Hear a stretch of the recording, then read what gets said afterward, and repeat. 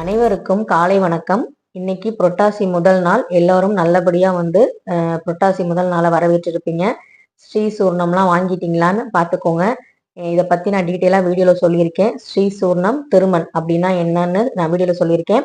அது மட்டும் இல்லாம புரட்டாசி மாதம் நம்ம ஏன் நாமம் போடுறோம், அதுக்கான அர்த்தம் என்ன, அதையும் சொல்லியிருக்கேன். அதனால வீடியோவை ஸ்கிப் பண்ணாம பாருங்க. நம்ம எந்த ஒரு சாமிய இறைவனை வழிபட்டாலுமே அதை அர்த்தம் தெரிஞ்சு கும்பிட்டோம்னா நம்ம அதை தாண்டி நம்ம எதுவும் செய்ய மாட்டோம். அதே மாதிரி அந்த நம்பிக்கையோடையும் செய்வோம். நானும் நிறைய விஷயங்களுக்கு அர்த்தம் தேடி தேடி தெரிஞ்சுக்கிட்டு தான் பூஜை பண்ண ஆரம்பிச்சேன். அதுக்கான அர்த்தம் தெரிஞ்சதுக்கு அப்புறம் தான் நான் நல்லாவே பூஜை பண்ண ஆரம்பிச்சேன். ஏன்னா நம்ம சொல்றது, முன்னோர்கள் சொல்றாங்கன்னு செய்யறது, கடமைக்கேன்னு செய்யறதுக்கும் அது நம்ம ஆத்மாத்மா செய்யறதுக்கும் வித்தியாசம் இருக்கு. அதனால பாத்தீங்கன்னா இன்னைக்கு முதல் வேலையா துளசி பூஜையை ஆரம்பிச்சிட்டேன். துளசி பூஜை பாத்தீங்கன்னா நான் ஏற்கனவே ஆல்ரெடி வீடியோல சொல்லியிருக்கேன். லாங் வீடியோ துளசி பூஜைக்காக மட்டுமே போட்டிருக்கேன். அது பார்க்காதவங்க பார்த்துக்கோங்க. துளசிக்கு பக்கத்துல நம்ம ஒரு விளக்கு ஏற்றுவதனால இவ்வளவு பெரிய பலன் இருக்குமா அப்படிங்கிறது ஒரு ஆச்சரியமான விஷயம். யமனையே எதிர்க்கும் இந்த தீபத்தை ஏற்றி பெருமாளை வணங்குங்க. துளசிக்கு பெருமானை ரொம்ப பிடிக்கும். அப்படிப்பட்ட துளசியை வணங்கும் போது பெருமாளுக்கும் நம்மளோட ஆசீர்வாதம் பெருமாளுக்கும் நம்மள ஆசீர்வாதம் பண்ணுவாரு. அதனால துளசி பூஜை கண்டிப்பா பண்ணுங்க. நிலைவாசல் பூஜைங்கிறது நான் என் வீடியோவை தொடர்ந்து பார்க்குறவங்களுக்கு தெரியும். இதை நான் ஏன் திரும்ப திரும்ப காட்டுறேன் அப்படின்னா, நிலைவாசலை நம்ம மிதிக்கக்கூடாது, சுத்தபத்தமா வச்சுக்கணும். அதே மாதிரி உள்ளாடைகள் அணியாம கூட நம்ம நிலைவாசலை தாண்டக்கூடாது பெண்கள். அது ரொம்ப ரொம்ப முக்கியம். அதை அவமதிக்கிற மாதிரி.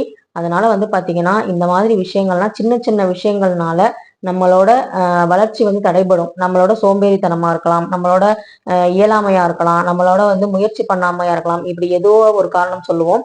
அதே மாதிரி ஆன்மீகத்திலையும் நம்ம சின்ன சின்ன விஷயங்களை நம்ம செஞ்சுட்டு இருக்கும் போது நம்மளோட கடமையும் தொடர்ந்து செய்யும் போது அதற்கான பயன் வரும். நம்ம அப்ப அதை யூஸ் பண்ணிக்கணும். அதாவது காற்றுள்ள போதே தூற்றிக்கொள்னு சொல்லுவாங்கல்ல, அது மாதிரி அந்த காத்து அடிக்கும் போதே நம்ம அதை நம்ம பயன்படுத்திக்கணும். அந்த காத்து எப்ப அடிக்கும்னு சொல்ல முடியாது. நம்ம பாட்டுக்கு நம்ம கடமையை செஞ்சுக்கிட்டு இருக்கணும். இறைவனையும் நம்பி நம்ம வழிபாடு செஞ்சுக்கிட்டே இருக்கணும். ஏதாவது ஒரு வகையில நமக்கு ஒரு பயன் கண்டிப்பா கிடைக்கும். இப்ப பாத்தீங்கன்னா நான் நிலைவாசல்ல எப்பவுமே பட்டை தான் போடுவேன். இந்த புரட்டாசி மாசம் மட்டும் நான் நிலைவாசல்ல நாமம் போட்டு ஸ்ரீ சூர்ணம், அதாவது திருமண். அந்த திருமண்ணுக்கு அர்த்தம் என்னன்னா, பெருமாளுடைய அந்த திருவடிக்கு தான் திருமண்ணு பேரு. அப்படிப்பட்ட அவர் திருவடியை நம்ம நெற்றியில சாட்சிக்கிறது தான் நாமம். நாமம்ங்கிறது சமஸ்கிருத வார்த்தை. அது பாத்தீங்கன்னா திருமண்ங்கிறது தான் தமிழ் சொல். அதனால பாத்தீங்கன்னா அந்த நாமத்தை நம்ம இட்டுக்கிறோம்.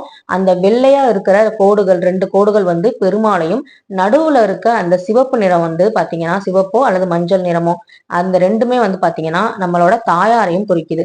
அப்ப எப்படி சிவனும் சக்தியும் ஒன்னா நமக்கு அர்த்தநாதீஸ்வரரா காட்சி அளிக்கிறாங்களோ, அதே மாதிரி திருமால் பாத்தீங்கன்னா அவரோட மனைவியோட இருக்கிற மாதிரி ஒரு அர்த்தம் தான் இந்த நாமத்துக்குரியது. அதனால பாத்தீங்கன்னா நம்ம நாமம் இட்டுக்கிறதுங்கிறது ரொம்ப ரொம்ப நல்லது. நான் காலையில எந்திரிச்சு குளிச்ச உடனே வேலையா நேத்தே ஸ்ரீ சூர்ணம் வாங்கிட்டேன். அதுக்கப்புறம் பாத்தீங்கன்னா நாமக்கட்டையும் என்கிட்ட இருந்துச்சு. அது ரெண்டையுமே நான் குழைச்சி நான் நெத்தியில ஸ்ரீ சூர்ணம், அதாவது திருமண்ணை நான் பெருமாளை நினைச்சு, அந்த கோவிந்தரை நினைச்சு நான் போட்டுக்கிட்டேன். அது ரொம்ப ரொம்ப நல்லது. நீங்களும் போட்டுக்கோங்க. சனிக்கிழமை தான் போடணும் இல்லை, புரட்டாசி மாசம் முழுவதுமே நம்ம அதை போட்டுக்கலாம். ஒன்றும் தப்பு கிடையாது. இந்த புரட்டாசியில பாத்தீங்கன்னா நம்ம இந்த நாமத்தை பத்தி சொன்னோம்னா சங்கு சக்கரம் இது எல்லாத்துக்குமே ஒவ்வொரு அர்த்தம் இருக்கு. தொடர்ந்து நம்ம வீடியோவை ஸ்கிப் பண்ணாம சப்ஸ்கிரைப் பண்ணிட்டு பாருங்க. அடுத்தடுத்து ஆன்மீக தகவல்கள் நிறைய நமக்கு இந்த புரட்டாசி மாசத்துல இருக்கு.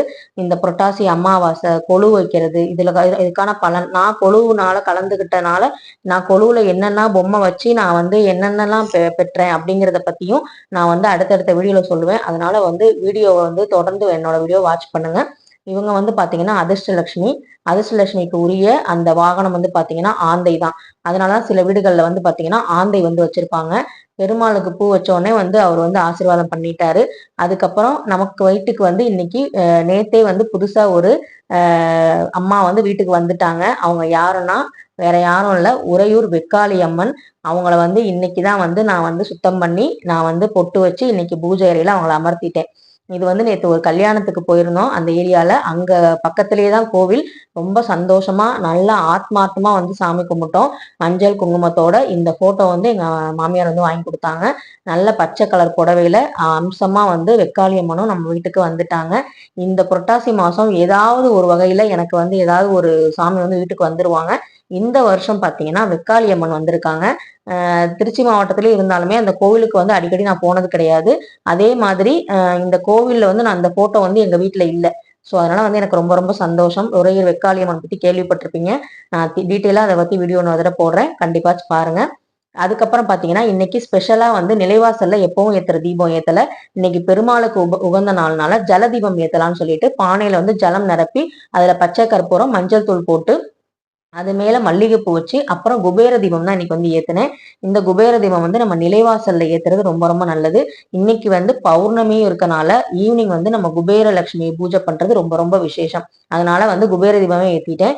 அப்புறம் என் பையனுக்கும் வந்து பாத்தீங்கன்னா அந்த ஸ்ரீ சூர்ணம் திருமண் வந்து நான் வந்து நெற்றியில வந்து சாற்றிட்டேன். ரொம்ப பெருசா நாமம் போடுங்கன்னு சொன்னா அவனுக்கு இந்த நாமம் போடுறது வந்து புட்டாசியனாலே ரொம்ப பிடிக்கும். அதனால வந்து பாத்தீங்கன்னா ஸ்ரீ சூர்ணத்தை வந்து போட்டுட்டு அவனை வந்து நல்லபடியா வந்து ஜாலியா வந்து என்ஜாய் பண்ணாரு. அதுக்கப்புறம் நான் வந்து துளசி பூஜைக்கு துளசிக்கு வந்து வந்து தண்ணி ஊற்றி சுத்தம் பண்ணி கோலம் போட்டிருந்தேன். இப்ப வந்து அந்த தீபம் ஏத்தினேன். இந்த தீபத்தோட பலன் தெரிஞ்சனால எனக்கு இன்னுமே ரொம்ப வந்து இது மேல ரொம்ப நம்பிக்கை அதிகமா வந்துருச்சு. அந்த வீடியோ வந்து நான் ஏற்கனவே லாங் வீடியோ போட்டிருக்கேன் ஆல்ரெடி சொன்ன மாதிரி. அதை தயவு செய்து பாருங்க. எதையுமே வந்து நம்ம வீட்டுல ஒரு பொருள் இருக்குன்னா அதை வந்து எப்படி பயன்படுத்தணும் அப்படிங்கறது தெரிஞ்சாலே அதற்குரிய பலன் வந்து நமக்கு கிடைக்கும். என் வீட்டுல எல்லாமே இருக்கு, நான் துளசி வச்சிருக்கேன், நான் வந்து தண்ணி ஊத்துறேன், விளக்கு ஏத்துறேன். தண்ணி ஊத்துறோம், நம்ம எப்படி ஊத்தணும், விளக்கு ஏத்துறோம் எப்படி ஏத்தணும், எந்த நேரத்துல ஏத்தணும், இந்த மாதிரி நம்ம விஷயங்கள் கடைபிடிக்கிறதுக்காக தான் இந்த மாதிரி வீடியோக்களை நம்ம பார்த்து தெரிஞ்சுக்கிறோம். அதனால வந்து பாத்தீங்கன்னா நீங்க வந்து கண்டிப்பா வந்து தெரிஞ்சுக்கோங்க. ஏன் வந்து யூடியூப் சேனல்ல வந்து நான் எனக்கு இன்ஸ்டாகிராம் அந்த ஃபேஸ்புக்கை விட ஃபேஸ்புக் அக்கௌண்ட்டே எனக்கு கிடையாது. இன்ஸ்டாகிராம்ல விட எனக்கு ஏன் வந்து யூடியூப் பிடிக்கும்னா யூடியூப்ல வந்து நிறைய விஷயங்கள் நான் கத்துக்கிட்டேன். ஏன்னா எங்க வீட்டுல பண்ணாத பூஜைகள், எங்க வீட்டுல வந்து வழிபடாத விஷயங்கள், எங்க மாமியார் வீட்டுல செய்யாத விஷயங்கள்லாம் நான் எடுத்து பண்ணும்போது அதுக்கான பலன்களை நான் அடையும் போது எனக்கு ரொம்ப சந்தோஷமா இருக்கு. நம்ம ஏதோ வந்து அந்த கர்மாவை குறைக்கிறதுக்காக ஆண்டவன் வந்து நமக்கு சோதிச்சான். இப்ப அந்த சோதனையெல்லாம் வந்து கொஞ்சம் கொஞ்சமா குறைச்சிக்கிட்டு சாதனையா மாத்தினா திரும்ப ஒரு சோதனையை கொடுத்தான். இப்படி ஒரு மாத்தி மாத்தி வரும்போது அதை வந்து நம்ம ஃபேஸ் பண்ணி வரும்போது நம்மளோட கெப்பாசிட்டி என்ன, நம்மளோட வில் பவர் என்னங்கிறது நமக்கே புரிய வைக்கிறான். அதுதான் வந்து இந்த ஆன்மீகத்துல இந்த கடவுள் நமக்கு சொல்லித்தர விஷயமே. அதாவது கடவுளை மட்டும் கும்பிட்டாலே போதுமா உட்காந்து அப்படிங்கிறது இல்லாம கடவுளை கும்பிடுற நேரத்திலையும் அதே மாதிரி அந்த இறை வழிபாட்டோடு சேர்ந்து நம்ம முயற்சியும் அந்த உழைப்பும் இருந்தா கண்டிப்பா அதற்கான ஊதியம் வந்து கடவுள் வந்து உடனே கொடுக்குறாருங்கிறதா இந்த ஆன்மீகத்தோட தத்துவமே.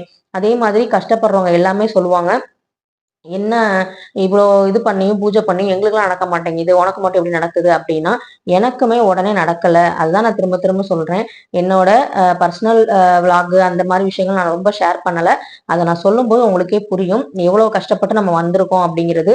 இது வந்து இப்ப நான் சொல்ற விஷயங்கள்லாம் 10 வருஷமா நான் செஞ்சுக்கிட்டு இருக்க ஒரு விஷயம் தான். இப்ப எடுத்தோடனே இதெல்லாம் நான் பண்ற விஷயம் இல்ல, வீடியோக்காக நம்ம எடுக்கவும் முடியாது. நீங்க ஆன்மீகத்தை பாத்தீங்கன்னா நம்ம வந்து வீடியோக்கு எடுக்கிறதும் நம்ம ஆத்மாத்மா செய்யவும் தனியாவே தெரியும்.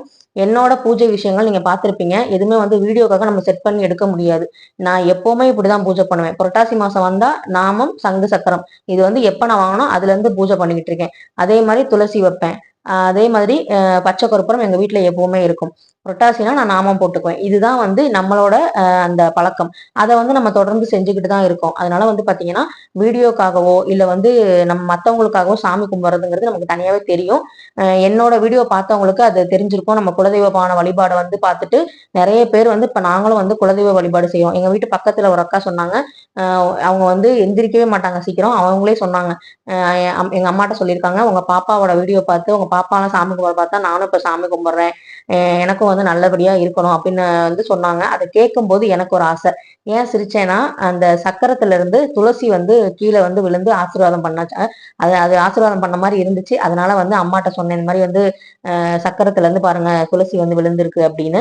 அதெல்லாம் வந்து பாத்தீங்கன்னா நமக்கு இந்த மாதிரி வந்து சாமி கும்பிடும் போது நம்ம வேண்டிட்டு இருக்கும் போதோ பூஜை பண்ணும் போதோ இந்த மாதிரி பூ உழுவுறது, அதுக்கப்புறம் பாத்தீங்கன்னா விளக்கு வந்து நல்லா சுடர் விட்டு எரியறது, அதுக்கப்புறம் பள்ளி சத்தம் போடுறது, மணி ஓசை கேட்கறது, இந்த போன் பெல் திடீர்னு அடிக்கும் ரிங் ஆகும், அப்புறம் திடீர்னு வந்து சாமி பாட்டு கேட்கும். இந்த மாதிரி விஷயங்கள்லாம் வந்து நமக்கு நடக்கும்போது சாமி கும்பிடும் போது நடந்தா நமக்கு வந்து ரொம்ப ரொம்ப நல்ல அந்த நம்ம வேண்டிக்கிறதுக்கான அந்த விஷயம் வந்து சீக்கிரம் நடக்க போகுது அப்படின்னு அர்த்தம்.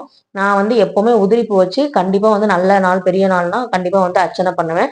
ஸோ இன்னைக்கும் வந்து நல்லபடியா அர்ச்சனை பண்ணிட்டு வெங்கட்ரமணா கோவிந்தா ஸ்ரீனிவாசா அப்படின்னு சொல்லி அவர் நாமத்தை எத்தனை நாமம் தெரியுதோ அத்தனை நாமத்தையும் எனக்கு தெரிஞ்சதை சொல்லி நான் வந்து பூஜை பண்ணேன்.